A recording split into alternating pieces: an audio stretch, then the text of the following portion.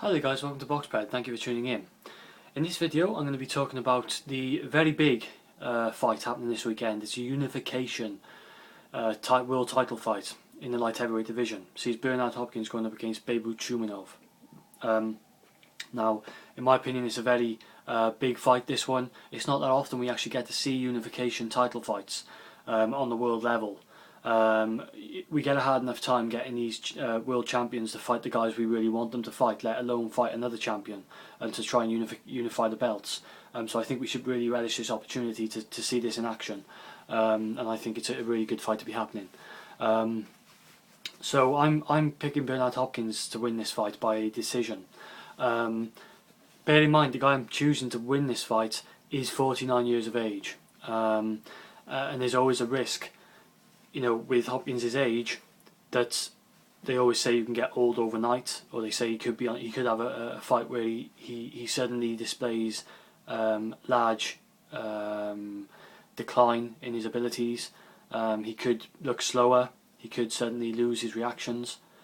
Some may even say that in recent fights, particularly maybe in the Murat fight, he perhaps looked a little bit slower, perhaps.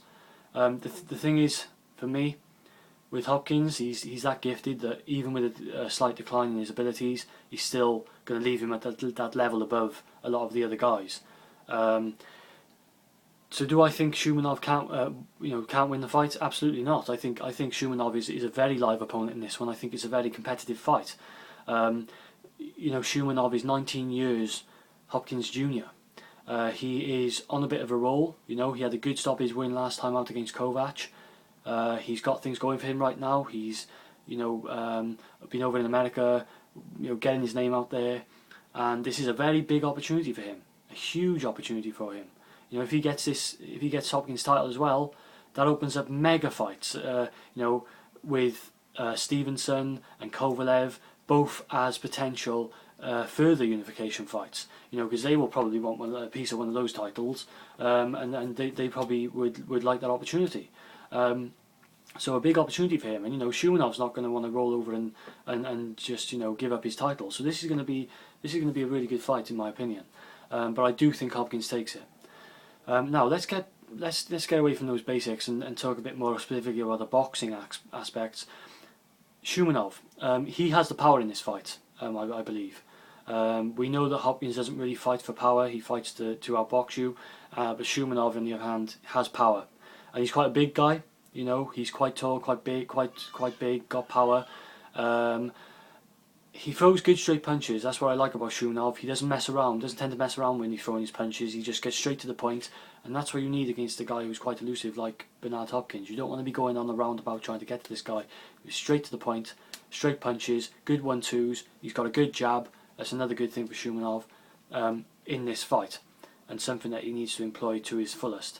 And you always get the feeling with Shumenov, in this fight he could have the performance of his life. He could put the best performance he's ever of his career on show and win the fight, and that's perfectly possible.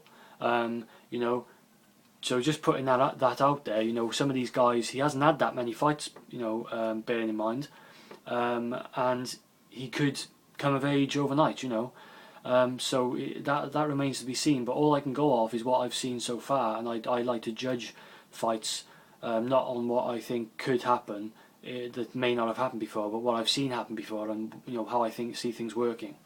Now, on the negative side, Shumenov, in my opinion, is not that quick.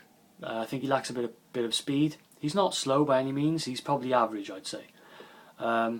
He's not that defensively gifted, in my opinion. I don't think he's that hard to tag. And I think in particular, a particular concern in this fight for Shumenov is that he's, in my opinion, vulnerable to a right hand. If you know anything about Bernard Hopkins, he loves that disguised right hand.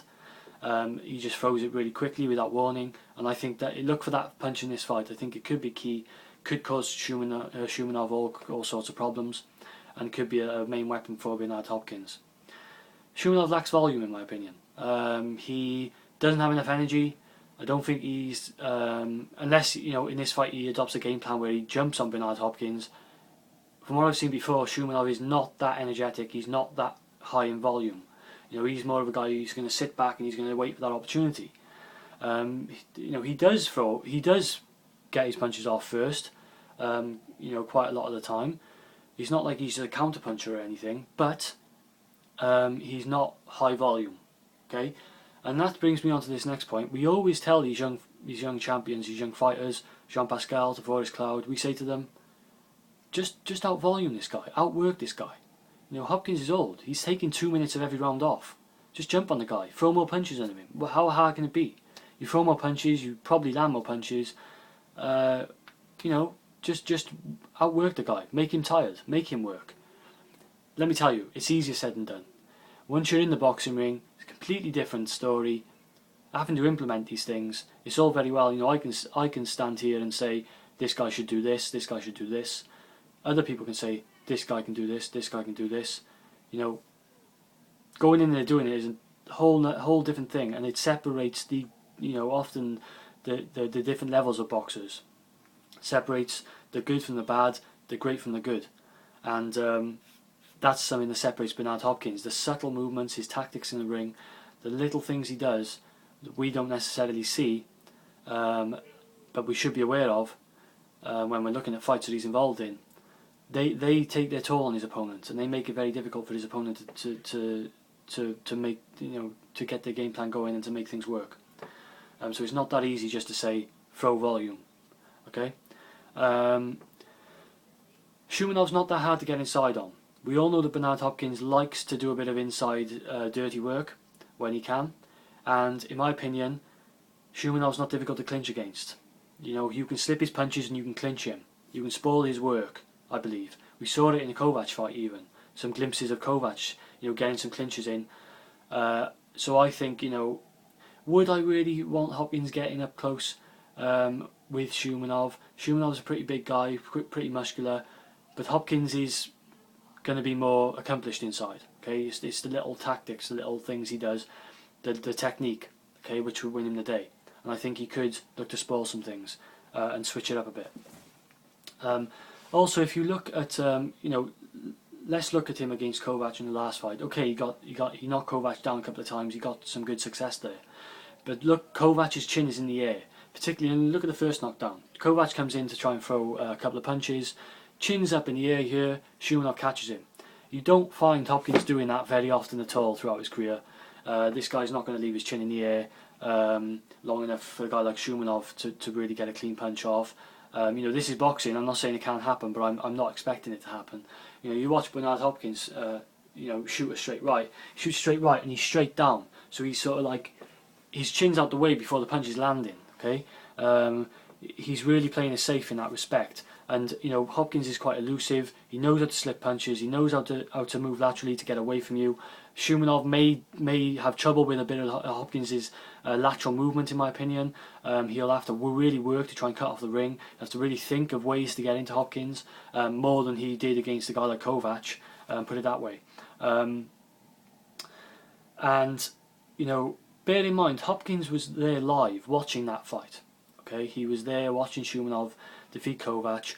He must see something. You know, Hopkins knows a lot of, you know, he's a boxing master. He's a schooled veteran in boxing. He knows boxing. He knows the game inside out. He must have seen something to take this fight. You know, he was there promoting it, and he was obviously watching, and he's seen something in Shumenov he believes he can exploit, and believes that he believes he can win the fight. So there must be something in that. Hopkins must have this belief that he can beat this guy, and what he saw against Kovac obviously didn't change his mind. Okay, that's all. You know, sometimes you have to read into these things and say, well, if Shumenov was that impressive, why did Hopkins just continue and say, right, I want to fight you, and why is this fight materialising? Okay, so there must be something there. It's funny, looking at comments recently made in interviews with Hopkins, he says about Adonis Stevenson and Sergei Kovalev, he says something along the lines that, you know, they may have that one shot, but I've got 20. So they bring like their one shot to a gunfight, and he'll have 20 in his barrel. And he admits, he accepts that one shot could see him done with, but he'd still rather have 20 shots in his barrel there. And I guess he's alluding to the fact that maybe he thinks they're all power and he's got the technique and the skill, I think he's just, typical Hopkins trying to wind people up. He's a master of the talking game as well, I guess. But my final point I'd like to make is, look at the guy, one major guy that Beibut Shumenov struggled with in the past, Gabriel Campillo. Another guy, skilled, slick guy, boxer. You have that in Hopkins. You have a guy who can cause Shumenov difficulties and will not be looking to knock Shumenov out, will not be making mistakes looking for the one punch knockout, one big punch. He's looking for the long run, he's looking long term, he's looking to win by decision. Hopkins doesn't care about getting a KO. If it comes, it comes, but he's not looking for that. So Shumenov can't really rely on a mistake being made by Hopkins when Hopkins is trying to be too aggressive, So yes, I think Shumenov has that puncher's chance. He has that ability, because he's young, to maybe put it on Hopkins, to use his youth and athleticism to really put Hopkins under the cosh and really physically put him through a bit of a mill and try and stop him from, try and wear him out, tire him, so that Hopkins is not able to later in the fight, continue, maybe making Hopkins take more time off, maybe getting some punches in there that looks good to the judges. It may all be down to perception. So Shumenov definitely has a chance in this fight. He's going to really have to come out and really, give a good account of himself, in my opinion. I'm going for Hopkins. I think, again, Shumenov just strikes me as the type of guy that Hopkins can school, type of guy that Hopkins can defeat, as he did with Tavoris Cloud. And Shumenov may not be intimidated. He may be, really thinking, I'm going to do what these other guys couldn't. Let's see if he can do it. I'm going to leave it there because I'm going on really long here. But yeah, Hopkins by decision. Let me know what you guys think. Thanks for watching.